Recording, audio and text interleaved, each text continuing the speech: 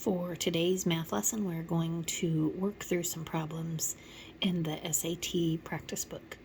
And the first one we're doing is out of the section 3 math portion of the test. In section 3, you are not able to use your calculators, so that's what that symbol means. And then there's another math section on the SAT, and it's section 4, and you are allowed to use calculators on that section. We're going to start with a pretty simple one. It just says in the equation above, what is the value of x? So all you're going to do on this one is you're going to combine like terms, meaning that on the left side of the equation, you are going to add up all of your x's. So remember, you've got 3 x's plus 1 more, plus 1 more, plus 1 more. Altogether, that makes 5 x's. So you're going to write 5x. And then a -3 and a -2 would combine, and I'm not going to tell you what that is. And then you have your equal sign, and on the right side you're going to have 7 plus an x and an x. And an x plus an x is going to make 2 x's. So you're going to write that simplified equation out. And then you're going to have some x's and a number on the left side of the equation, and 2 x's and plus 7, or 7 plus 2 x's on the right side of the equation. You want to get all of your x's over to the left side of the equation. So you're going to subtract 2 x's from each side. And then whatever number you have on the left side of the equation, the -3 minus 2, whatever that totals, you're going to do the opposite of that to both sides, so that you're going to end up with just x's on the left side and just numbers on the right side. So then you're going to have something, this is not the right answer, but let's say you're going to have 14x equals 28. And then you're going to divide each side by the 14. Now, the numbers I said are not right. That was just an example. You're going to have something, so many x's equals some number. And to find what 1x equals, you're going to divide both sides by the coefficient of x. And the coefficient is a math word you need to know, and that is the number that is attached to an x. So here, 3 is a coefficient. Well, that's the only one that has a all these x's also have coefficients, but they're 1. So that's 1x, 1x, 1x. And so that's what a coefficient is. And then I want you to come up with what you think the answer for the value of x is. Pause the video and work this problem out. Here I have written out our problem. So first I'm going to combine all of the x's on the left side, and then I'm going to combine the -3 and the -2. On the right side, there's nothing to combine with the 7, but I'm going to combine my 2 x's, and I want you to see if you get what I get. So all of the x's on the left side combine to 6x, and a -3 minus 2 makes -5. On the right side, we still have 7, and then x plus x is 2x. Now I want to get all my x's on the left side, so I'm going to subtract 2x from each side. And when I subtract that 2x from each side, I am left with 4x minus 5 on the left and 7 on the right. Next, I want to get that -5 off of the left side. So I'm going, the way you undo -5 would be to add 5 to each side. And when we add 5 to each side, the -5 and the +5 cancel out. So I'm left with only 4x on the left side. And then on the right side, I had 7, but I added 5. So I now have 12. So we know that 4 x's equal 12, but we want to know what 1x is. And remember, that is 4 times x. And the way that you undo multiplication is by division. So we're going to divide each side by 4. And when we divide each side by 4, we're going to end up with 1x on the left, and 12 divided by 4 is 3 on the right, so x equals 3. So back to our problem, in the equation above, what is the value of x? You just combine like terms, and then you simplify, and you should get x equals 3, or answer D.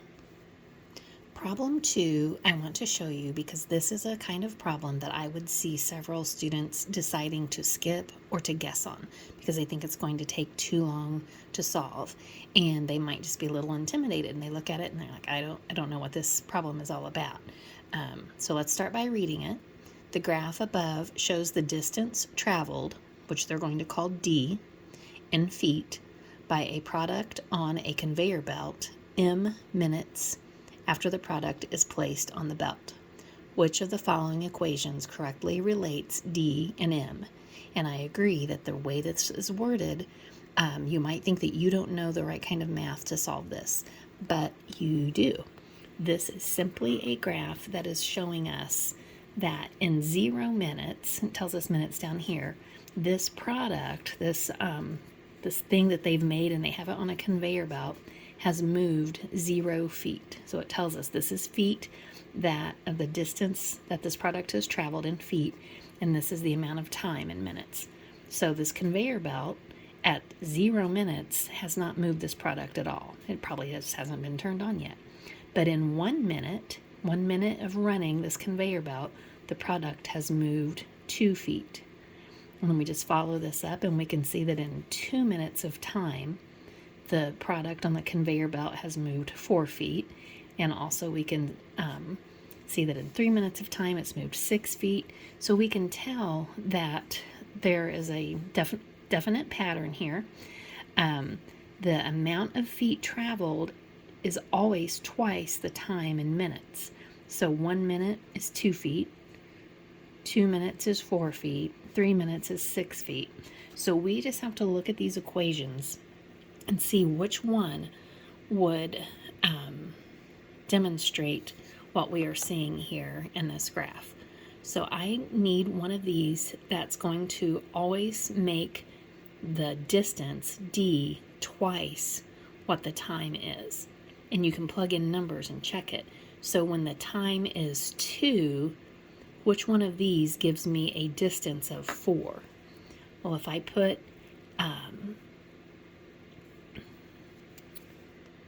if I substitute in a 2 for the time in minutes, which one of these will give me a 4 for the D? So if I put a 2 in here, 2 times 2, that would give me 4, so that one appears to work. On this one, it says that the distance is half of the minutes. So if the minutes was 4, half of that would be 2. So the distance would be 2 when the time is 4. And that's not right. When the distance is 2, the time is 1. So it's not that one. Here it says that the distance equals the minutes plus 2. So let's check that. How about here? If I put a 3 in for minutes, so in 3 minutes, this has traveled 6 feet. Does 6 equal 3 plus 2? No. Now it might work for one of these. It might be that, well, I'm not going to go, but you need to check every one and maybe check even by plugging in a couple of different numbers. And so here it says the distance is double the minutes plus 2 minutes. I don't think that sounds right, but let's check it anyway. Let's check it with this one. If I put a 3 in for minutes, I'm going to get 2 times 3 is 6 plus 2, and that's 8. In 3 minutes, has it traveled 8 feet? No. So that one is also wrong. So we see that A is the only answer that gives us the right numbers each time. If I plug in a 1 for minutes, I should get 2 for feet traveled or distance. And that's right, 1 gives me 2. And if I plug in a 3 for minutes, I'm hoping I get a 6. So let's plug in a 3. 2 times 3 is 6. So yes, this one is our correct answer. We're going to move on to number 3 now. And again, this one just sounds a lot more complicated than it really is. And I would say that's what the SAT is known for, taking a simple math concept that you do know how to do, but kind of disguising it in a word problem or something that looks more complicated. They just want to make sure that you really know your stuff. So I'll read it, but then I'm going to tell you what it really means, simplified. It says the formula below is often used by project managers to compute E, or the estimated time to complete a job, where O is the shortest completion time, P is the longest completion time, and W is the most likely completion time. I'm with you. I don't really know what that means either, but I don't have to really understand it. the actual question says, which of the following correctly gives P in terms of E, O, and M? All that means when you see something that's worded like that, which gives something in terms of something else, that means I am just solving this equation for P. I'm just going to rearrange it so that I have this same equation, but it's going to be P equals something, and I'm going to show you how easy that is to do. So I'm just going to write the original equation out, E equals O plus 4M plus P over 6. And then I want you to always just glance at your answers and see what your answer might possibly look like. You can see we're obviously not going to get a number. We're not going to get P equals 8 or P equals 100. We're going to get P equals, and then our answer is going to have E's and O's and M's in it. And it may or may not be a fraction. So we are trying to solve for P, which is another way of thinking like we just want to isolate P by itself and everything else we want on the other side. Well, first problem in isolating P is that P is a part of a fraction. So my first step is going to be to get rid of the fraction here. So to get rid of some things over 6, if I want to get rid of that 6, I'm going to multiply each side of this equation by 6 over 1. On the left side of the equation, I just wrote it as 6, which is the same thing as 6 over 1. And over here, I wrote it as 6 over 1 because it's just a little bit easier to visualize if this is a fraction and this is a fraction. So if I'm taking this fraction that has a denominator of 6 times a fraction that has 6 in the numerator, those are going to cancel out. The 6 here and the 6 here are going to cancel out, and I'm going to just be left with 0 plus 4m plus p over 1, and I really don't need for it to say over 1. I can just make it as simple as 0 plus 4m plus p. And over here, I'm going to have 6 times e, which is just 6e. So I rewrote it a little more clearly. I have 6e on the left, and on the right I have o plus 4m plus p. And remember, I want to know just what p is. So p is right now added to 4m and to o. And the way you undo addition is by subtraction. So I'm just going to subtract an o plus 4m from each side.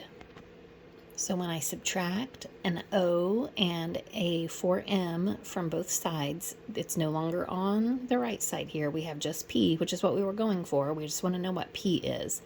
And over here I had 6e, but now I have 6e minus o minus 4m. Be careful on problems like this that you remember that this is an o. The problem told us it was an o. It's not a 0, so you actually do have to subtract it from both sides. But if you forgot and thought it was a 0, then you'd probably think, well, I don't need to subtract that from both sides. But it's an O in this problem. And so if we just kind of simplify this and write it in an order that's easier to understand, since we solved for P, we're going to put P equals 6e minus O minus 4m. And let's look at our book. And there was our question, and yes, we can see that answer A is exactly what we got, 6e minus O minus 4m. Last one we're going to do for today is number 12, still out of section 3, so no calculators. We know that 2a over b equals 1/2, that is given, and it's just telling us to find the value of b over a. Again, this is just a little tricky. This isn't something that you've had recently, probably, but you just have to use all of the tools that you've learned in math to figure out how you can do this. When I see a problem like this, where I have a fraction equals a fraction, the first thing my brain thinks is, well, I could always cross multiply to get rid of some of these fractions. So let's just try that and see what happens. So here's the problem we were given. We were given that 2a over b equals 1/2. And it is our job to find what b over a would equal. So if we start by cross multiplying, just because that's what comes to mind when I see a fraction equals a fraction, I'm going to have 2 times 2a, which is 4a, equals, and then I'm going to have b times 1, which is b. So we know that 4a equals b, and remember we're trying to find what b divided by a is. Well, what if I divided b by a? I would also have to divide this side by a. So now I know that 4a divided by a equals b over a. And that's what we're supposed to find. The only thing we need to do is simplify this. What would 4 times a divided by a be? And the times a and divided by a are going to cancel out. And so I'm going to be left with 4. So 4 equals b over a. And if we look back at our booklet, we can see that D is the correct answer. 4 is the answer. Good job.